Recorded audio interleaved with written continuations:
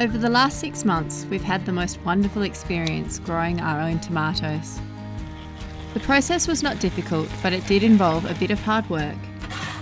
Building the garden, and once the plants were established, some pruning and maintenance so that we could get the best yield. The result has been a rewardingly abundant harvest over the last 2 months, as we enjoy the fruits of our labour. Come with us now as we take you through the process from seed to harvest.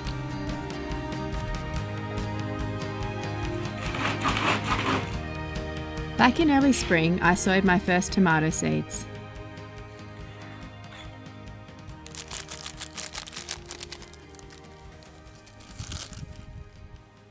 We planted a few different heirloom and commercial varieties, so we could decide which were our favourites at the end of the season to plant the following year.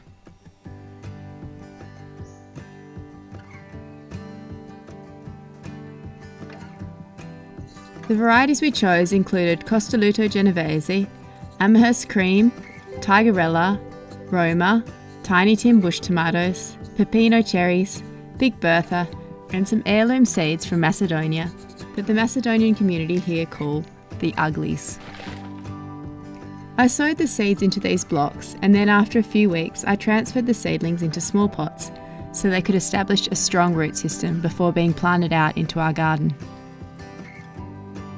Over winter and spring we kept our tomato bed covered with black plastic to block out the light and prevent any weed growth.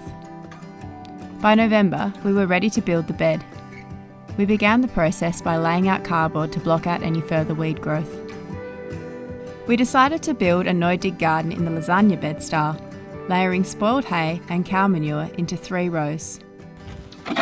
This hay that we got is it's pretty good. It was old hay that wasn't bought by anyone, so we didn't have to pay any sort of premium for it. But the other nice thing is, because it's been sitting there for a while damp, anything that was going to sprout in it has sprouted in it. So it should be pretty weed seed free. The guy that we got it from, he was saying that they're not spraying there, so that's all pretty good. This cow poo as well, anything that was going to sprout, it's been sitting there for a few months now, and nothing's sprouting out of it, so that's also pretty good. A wet down between layers is essential for incorporating the materials. We also added a sprinkle of dolomite lime after the first layer of hay and manure.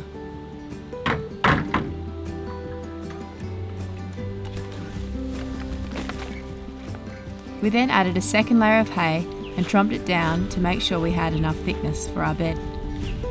For the paths between the beds we laid out a thick layer of wood chips that we chipped ourselves after removing the eucalyptus trees next to the house and garden in autumn and winter.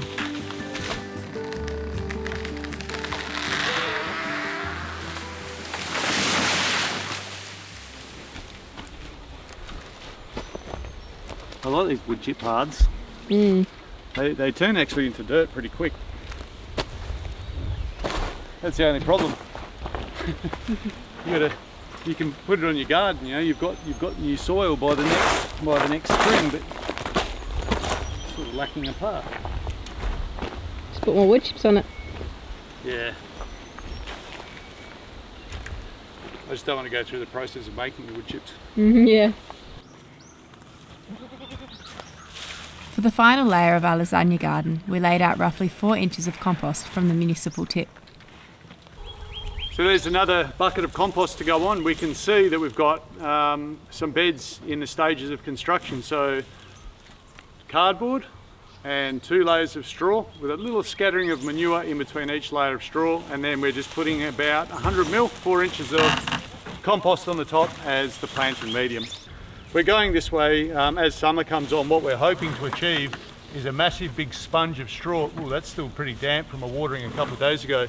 A nice big sponge of straw that holds the moisture as it breaks down.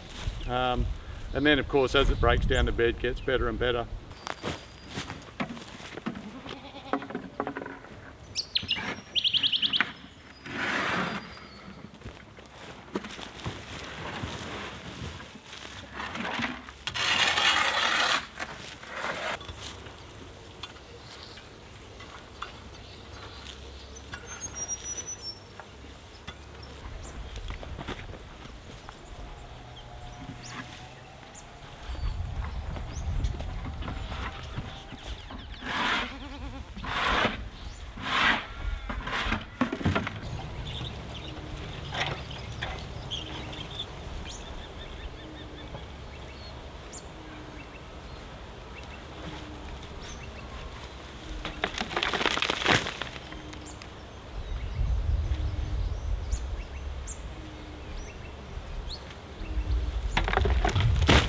Well, this is some nice rich straw that we're putting on the last row. I think if it doesn't grow something good, it's got to, hasn't it, Troy?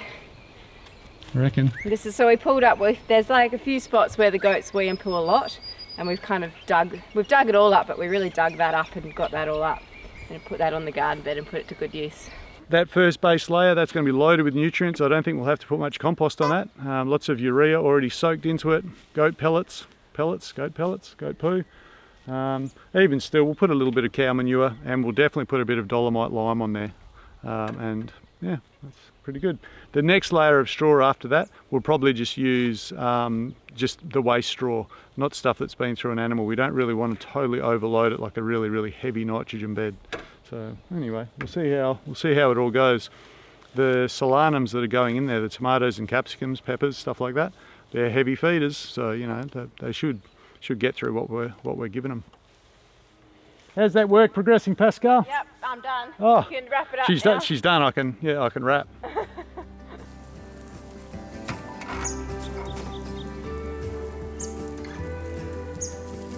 We planted out our tomato, other solanum plants and accompanying companion herbs in the last week of spring. The seedlings had had a month in their pots to establish a solid root system before planting. I took my time placing the pots to make sure each plant had the correct spacing to prevent overcrowding in the beds, which can potentially lead to fungal problems, pests and other diseases in tomatoes.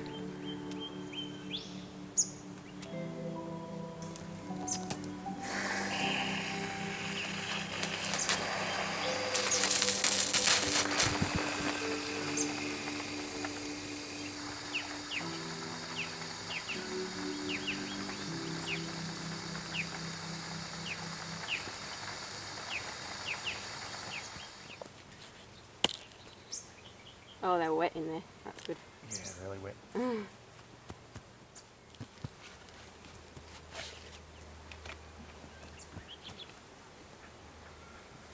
Put a little moat that traps water around them.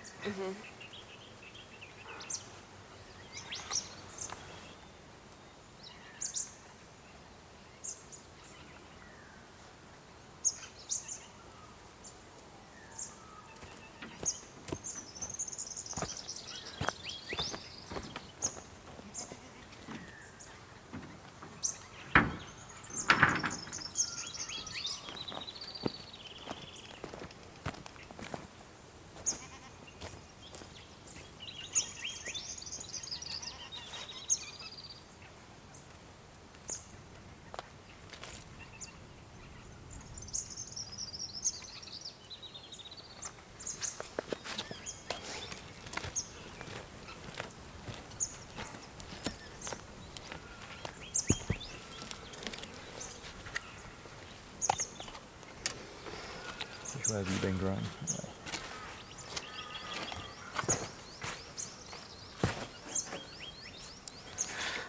Very good.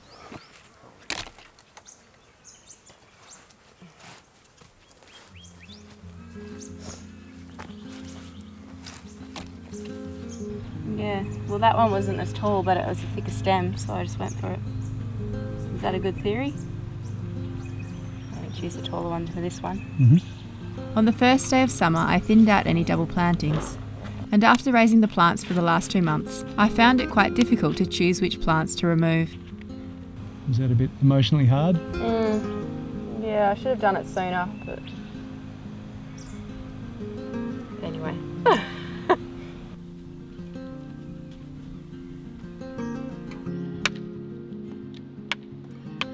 We cut stems from young unwanted trees and trimmed them up with Troy's pruning to act as a support and a base for a trellis for our indeterminate tomatoes.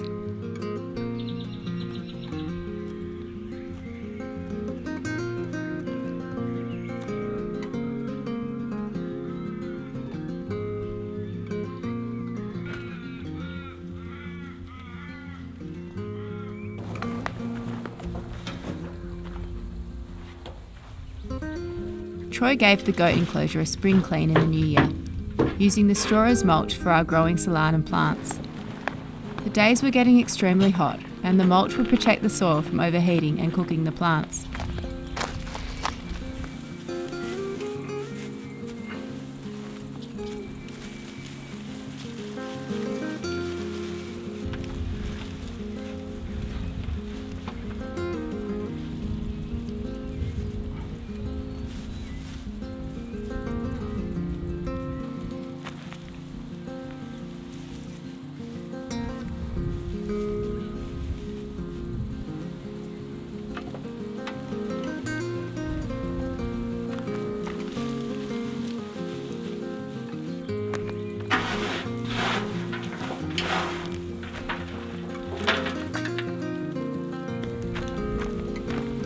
The tomatoes' growth was not affected by the extreme heat, but our peppers, capsicums, chilies and eggplants growing in the beds on the left here were struggling a little to become established. To make a simple trellis, Troy tied the tops of our supports together with jute.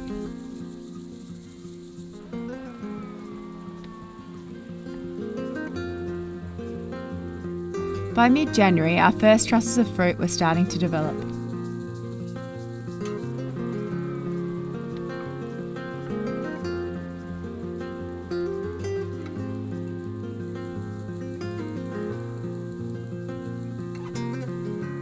To use space more effectively and to shelter them from the blazing summer sun, we planted more fragile companion plants in the shelter of the tomatoes.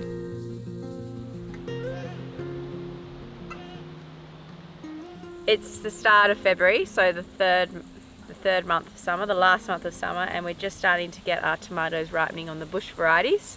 And these indeterminate varieties, I've just started to remove the leaf below and above the major trusses so these can ripen in time. I'm hoping that they will ripen in time. It is pretty hot through March as well. So yeah, that's basically what I've been doing, just so that the plant can focus on ripening the fruit instead of growing more leaf shoots and things like that. And also I've been going around and making sure that any leaders that have popped up, any shoots that aren't the main leading shoot, are cut back too, because the plant will waste its time and energy on new growth when we want it to ripen the fruit. Now that I've cut away the leaf on some of those a few days ago, the understory plants are getting a lot more light now and they're thriving a lot better. So the basil, the beetroots and the lettuces that we interplanted with the tomatoes underneath are starting to get a lot more growth. But they've still got that shade from the top leafy bits of the tomatoes. It also creates more air through the plant, just stops any of that. If there's any rain or anything like that, it stops any fungal stuff going on. So yeah, I've done it with a lot of the plants, but I'm going to finish it off with the rest this morning. Don't have my secateurs, but have got these snips down here. They'll do the job. This plant's a bit crazy. I think we haven't really... I can see that there's lots of leaders growing out here, and it has. That was experimental. We left that one. Oh, did we? Well, I'm going to trim it back now because it's too crazy. The bottom tomatoes are trying to ripen, but they're shaded by all the leaf, so I'll trim it back and we'll see how it looks. It's always a little bit of a mystery how it's going to look. And I have to always pay attention to make sure I'm not cutting the trusses off. And the goats really love this. It's really great. There's really no waste. I mean, ordinarily you'd compost it, but because the goats love it so much, they've been breaking through into our garden. We're trying to get into our garden, and so we've had to stop free ranging them. It's just gotten too out of control. So this is like a leader that's come off this truss here. I'm probably going to cut it back because I want these fruits to ripen and I don't want it to have a whole lot of green tomatoes and not get any harvest out of this plant, so I'll probably cut this back. There is some fruit on there. It's always a hard one. I'm like, maybe I should cut it there and leave the other fruits. It's interesting when they grow another leader out of a truss. Not all the varieties are doing that actually.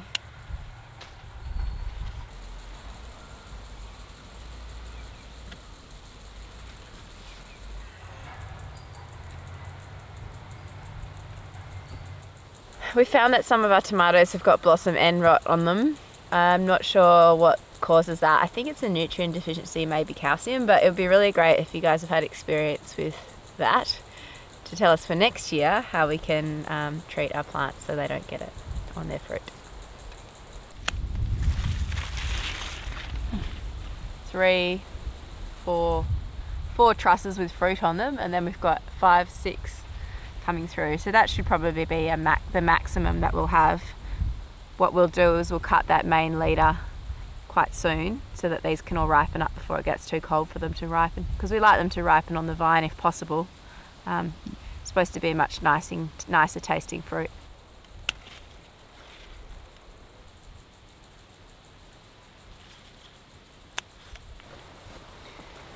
Oh, that is a pretty obvious leader right there. You can see that it looks like this brand new growth. And it's come off a truss, this truss here. And you can see there's some fruit there. Can you see that? Yep, cut it. So I'll just cut it. I'll leave those fruits on there.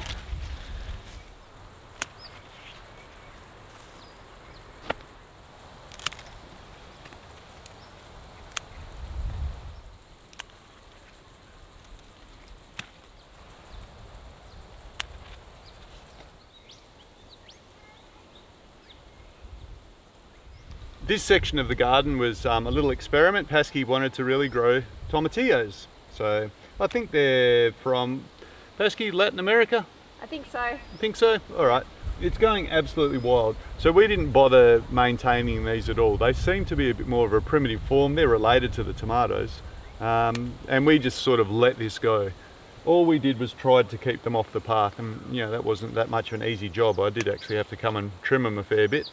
But this looks like a very productive way to grow food, so I hope they're really tasty. And again, if you've got a great way to use them, we'd love to hear from you. It's pretty abundant. I'm just looking over at the eggplants. They've really shot up in the last few weeks, and yeah, I can see some purple eggplant fruits in there. That's pretty exciting. My jalapenos are a bit further up that way. The goats actually got to one and chewed it down, which was a bit sad, but the other one is thriving and throwing lots of fruit, and I think we'll get some more soon from the other few plants and seedlings that I planted a couple of months ago.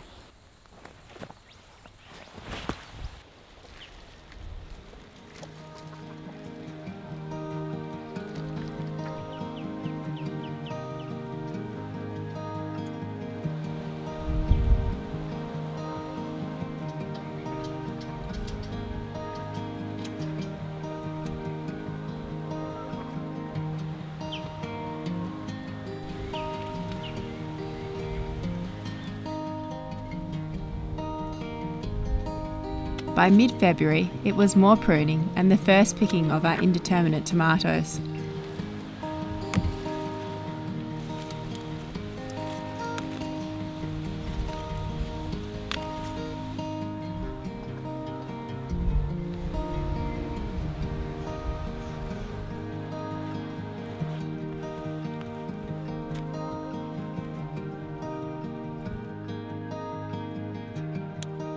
Some sort of blemish on these, so I'm just cutting them now. I don't want them to rot on the vine, and they actually ripen really well on the windowsill.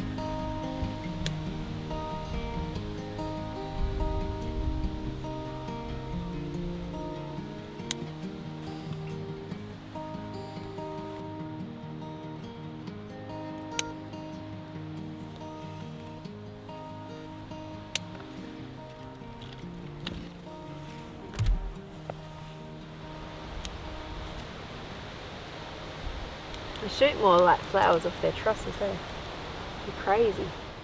The beetroots are just doing really, really well here. With the tomatoes, they work really well as a companion plant. And actually when they were starting out, they had a lot of shade. These leaves were quite low, but we've cut them away now to allow the trusses to ripen and develop. And now they're strong enough to grow like this. And we're just starting to see a root form. For a while there, I thought it was just going to be leaf, but now the root's starting to form. So it's very exciting. Lots of flowers now on our eggplants. There's lots of fruit on the base, and then they've thrown all these new flowers up the top. So yeah, looking forward to a big eggplant harvest, which is great because eggplant parmesan's like one of our favourite dishes, isn't it, Troy? Mm-hmm. So we've been dealing a bit with false ladybirds here. They're one of the pests on these plants. I don't know what they do. I think the plants are actually healthy enough to deal with them. Okay. But I think they might transmit viruses, I'm not sure. Oh, okay. There's a plant here and there's a plant here, and they're both really quite sick. So we might actually just cut them back and then give these bigger, healthier ones a chance to grow better. And yeah, hopefully we get a better harvest. Maybe.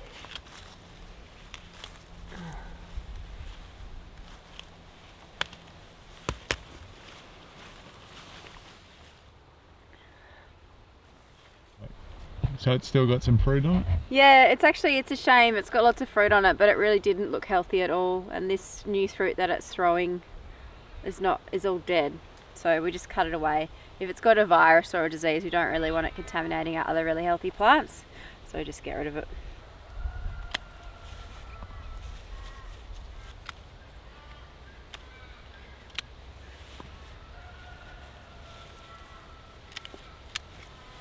There's a fruit that's like growing into the ground, so we'll probably cut that away now.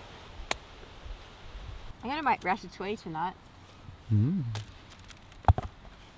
we really like these no-dig beds because there's so few weeds. There's actually a few little shoots of grass coming up, I think, from the straw, from any seeds that are in the straw. But yeah, there's so few weeds, it's so easy to weed it. We do have to stop the outside grass coming in, but in the actual beds itself, there aren't many weeds at all.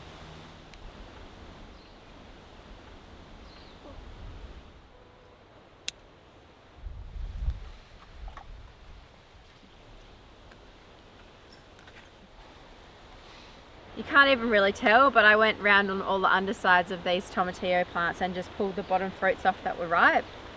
And then also found a whole heap on the ground that had fallen off. So you know that they're ripe because the skin starts to go yellow and the fruits fills up the whole shell. They're kind of a little bit like a gooseberry. They're related to gooseberries. They're a green shaped tomato and they taste kind of limey. We've got so many, and I've got some really great recipes. One in the River Cottage cookbook for zucchini and green tomatillo chutney, and sounds really nice. So I'm going to try that. Hopefully it's a winner because we've got a lot here, so we've got to get our preserving on.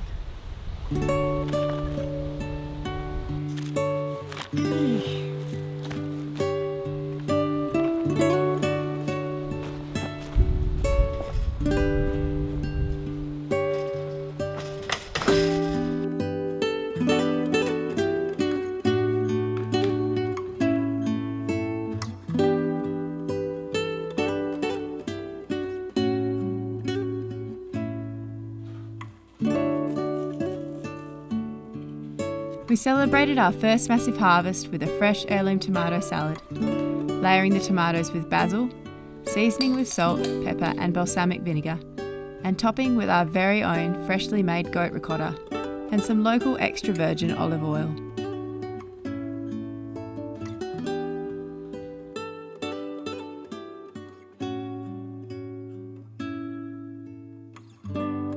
I was also pretty busy in the kitchen for the next few days, experimenting with preservation.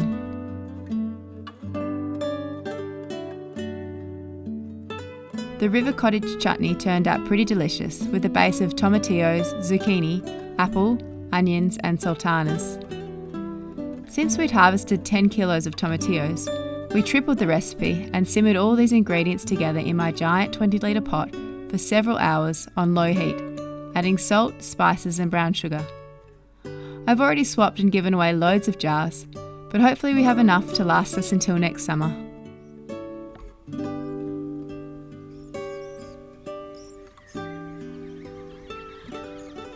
We've got some friends coming around for lunch today, so I'm harvesting some tomatoes and I'm going to slow roast them in the oven this morning.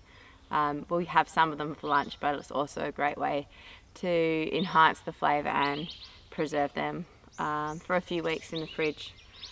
So I'm going to do that, and I'm also going to go around and cut out the growing tips of all the tomatoes. We're in the second week of March now, and we've probably got 5 or 6 more weeks until we might get frost. So it is pretty warm during the day. It's getting up to like 28 degrees most days, so it's nice and warm and the fruit is ripening nicely, but we don't want the plant to spend its energy making more fruit.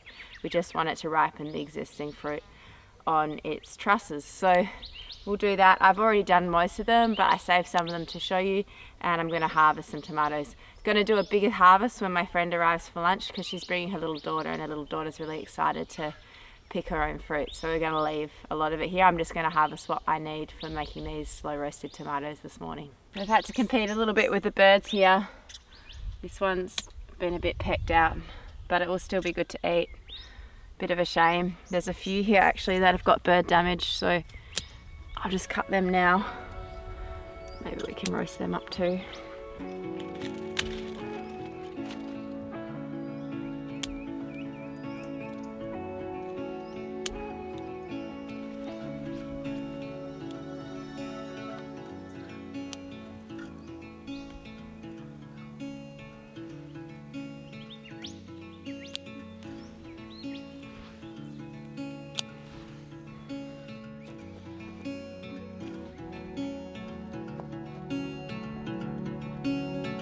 We placed the slow roasted tomatoes into a jar like this with basil and garlic and covered them with olive oil.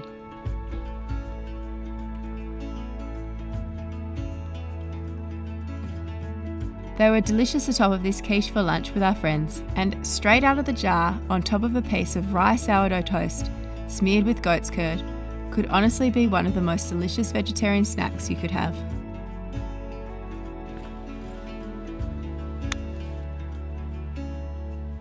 The following day we went down to harvest some peppers and the tomatoes that we'd missed with my friends. They've just been coming down, letting them vine ripen as much as we can, but if I leave them too long, then the birds get them when their skin's like really thin when they're super ripe like this, and the birds just love them, so it's a bit of a balancing act. We're freezing these and any other surplus going forward, so we can make a big batch of passata once the weather cools and the tomato season is over. Thanks for watching us and the tomato plants this week. If you enjoyed the video or found it useful, thanks for subscribing to our channel and hitting the thumbs up button, as it helps get this video out to other like-minded viewers. See you next time.